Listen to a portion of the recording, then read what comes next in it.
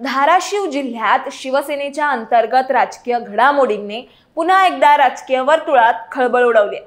माजी मंत्री आणि शिवसेनेचे आमदार तानाजी सावंत यांना पक्षाच्या एका कार्यक्रमातून डावलण्यात आल्याने त्यांच्या समर्थकांनी जोरदार राडा घातलाय। हा राडा शिवसेनेचे राज्य समन्वयक राजन साळवी यांच्या उपस्थित झालाय, ज्यामुळे हा वाद आणखीनच तीव्र झालाय। खरं तर विधानसभा निवडणुकीनंतर तानाजी सावंत यांना सातत्याने डावलले जात असल्याच्या आरोपांनी हा विषय अधिकच चर्चेत आला। त्यामुळे हे नेमकं प्रकरण काय आहे आणि खरंच तानाजी सावंत यांना डावलण्यात येतंय का, याबद्दलच आपण सविस्तर जाणून घेऊच। त्याआधी इकडे खाली दिसत असलेल्या सबस्क्राइब बटनवर तेवढं क्लिक करा आणि महत्त्वाचं म्हणजे व्हिडिओ शेवटपर्यंत नक्की बघा।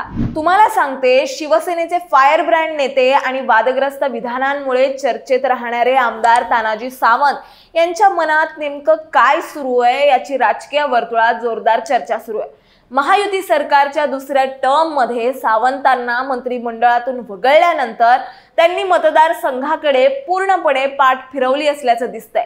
तसेच शिवसेनेच्या महत्त्वाच्या कार्यक्रमातही त्यांची दांडी चर्चेचा विषय ठरत असतानाच आता धाराशिव मधून मोठी बातमी समोर आली। धाराशिव मध्ये शिवसेना समन्वयक राजन साळवी यांच्या बैठकी अगोदर राजकीय वातावरण चांगलंच तापल्याचं दिसून आलं। धाराशिव जिल्ह्यातलं शिवसेनेचं मोठं प्रस्थ असलेल्या माजी मंत्री आणि शिवसेनेचे आमदार तानाजी सावंत यांना थेट शिवसेनेच्या कार्यक्रमातून डावलल्याने पुन्हा एकदा नवा राजकीय वाद पेटलाय। एवढाच कमी होता की काय, धाराशिवच्या शिवसेना जिल्हा प्रमुखाने लावलेल्या बॅनरवर आमदार तानाजी सावंत यांचाच फोटो गायब झाला असल्याचं समजतंय। या बॅनरवर तानाजी सावंत यांना पुन्हा डावलण्यात आलंय असं दिसून आलंय।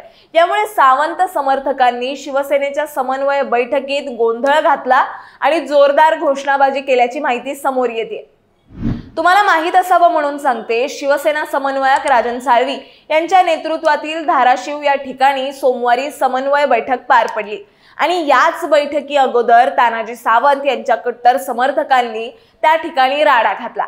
एकनाथ शिंदेंच्या शिवसेनेचे जिल्हा प्रमुख सूरज साळुंखे यांनी लावलेल्या बॅनरवरून तानाजी सावंत यांना डावललं। त्यानंतर सावंत समर्थक चांगलेच संतापले।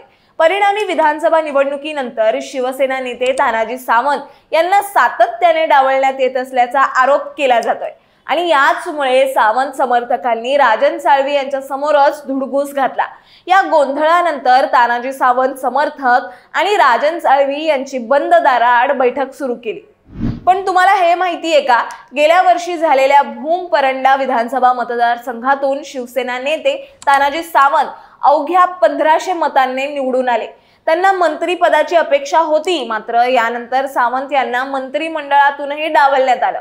यामुळे सावंत प्रचंड नाराज असल्याच्या चर्चा आहे। एवढाच नाही तर तानाजी सावंत यांनी शिवसेनेच्या प्रमुख कार्यक्रमांसह पावसाळी अधिवेशनाकडेही पाठ फिरवल्याचं दिसलं। तुम्हाला सांगते, विधानसभा निवडणूक होऊन 8 ते 9 महिने उलटून गेले आहेत, परंतु निवडून आल्यापासून तानाजी सावंत एकदाही मतदारसंघात फिरकले नाहीयेत असा आरोप तिकडच्या नागरिकांकडून केला जातोय। त्यामुळे भूम परंडा मतदारसंघात सध्या बोंबाबोंब सुरू झाली आहे। दरम्यान मतदारसंघांसाठी आणि लोकांचे प्रश्न सोडवण्यासाठी जर तुम्हाला वेळ नसेल तर पुण्यातच राहावा असा खोचक सल्लाही मतदारसंघातल्या लोकांकडून दिला जातोय। परंतु एकीकडे तानाजी सावंत यांच्या मतदारसंघात न येण्यामुळे रोष असला तरी दुसरीकडे गेल्या 1.5-2 महिन्यांपासून सावंत हे आजारी असल्यामुळे पुण्यातील खासगी रुग्णालयात उपचार घेत असल्याचं सांगितलं जात आहे। एक लक्षात घ्या, निवडून आल्यापासून तानाजी सावंत एकदाही मतदारसंघात फिरकलेले नाहीयेत ही सध्याची स्थिती आहे। त्यातच दुसरीकडे आता त्यांना पक्षातून देखील सतत डावललं जात असल्याच्या या घडामोडींमुळे पक्षातील अंतर्गत गटबाजी आणि नेतृत्वावरील असंतोष उघड झालाय। त्यात सावंत यांना सातत्याने डावलले जात असल्याच्या आरोपांमुळे त्यांच्या समर्थकांमध्ये आता नाराजी आहे आणि या नाराजीचा उद्रेक आपल्याला समन्वय बैठकीत दिसूनच आला। परिणामी स्थानिक स्वराज्य संस्थांच्या निवडणुकीच्या पार्श्वभूमीवर हा वाद पक्षाच्या एकजुटीसाठी आव्हान ठरू शकतो। त्यामुळे तानाजी सावंत यांच्या पुढील राजकीय पावलांवर आणि पक्षाच्या नेतृत्वाच्या निर्णयांवर धाराशिवच्या शिवसेनेचे भवितव्य आता अवलंबून आहे।